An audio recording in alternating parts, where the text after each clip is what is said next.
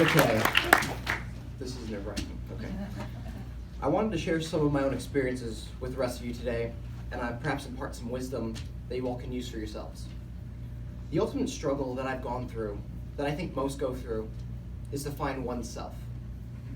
As we mature through high school, the search for an identity is one of the hardest tasks that we all have had, or still even have.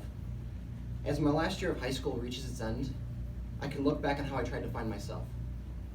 As a little kid, I was bullied. My only defense mechanism was to disconnect. Every time it happened, my spirit would shudder further and further in.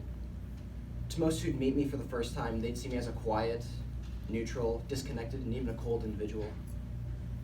I would feel nothing and I wouldn't try to be anything. I would look in the mirror and I felt impartial and even ashamed of what I'd see. I, as Sylvia Plath once said, blissfully succumbed to the whirling blackness that I honestly believed was eternal oblivion. I was pessimistic and lost, like a soul trapped between worlds. I had no knowledge of who I was or what I felt or did. I had no answers. I had nothing inside but cobwebs and the vacant space of where my heart should have been.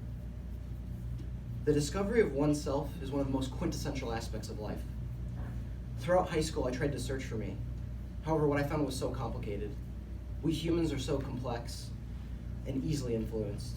I noticed how I would try to act like others. I would act like my friends, favorite TV show characters, etc. When I came to this realization, I knew I had to make a change. I began to try new things and meet new people. I made choices solely based on my gut, and I stopped my thoughts, my influences, and my worries from holding me back. I even started to find myself through my studies and my extracurriculars. I could see what I was good at, and I could feel my own happiness as I read Voltaire in Mr. Helspeck's old room, or as I labored away on a massive math packet that Miss O'Neill assigned. I felt free as I ran with my cross-country brothers, and I felt strong and confident as our scholastic team achieved victory again and again and again. In the past 2 years, I've connected to the world that I live in, and I didn't watch it from behind a mask that I inadvertently wore.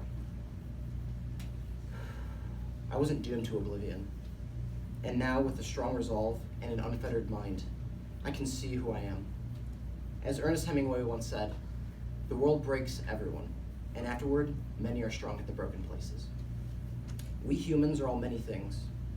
We are many things to many different people. Everyone has an infinite amount of aspects and an infinite amount of possibilities. The definition of who you are can only be defined by you, and you alone. It's our job to make our own definitions positive, unique, and most importantly, something that you feel happy to be. And I'll leave you with a final quote. It's time for you to look inward and start asking yourself the big question. Who are you and what do you want? Thank you.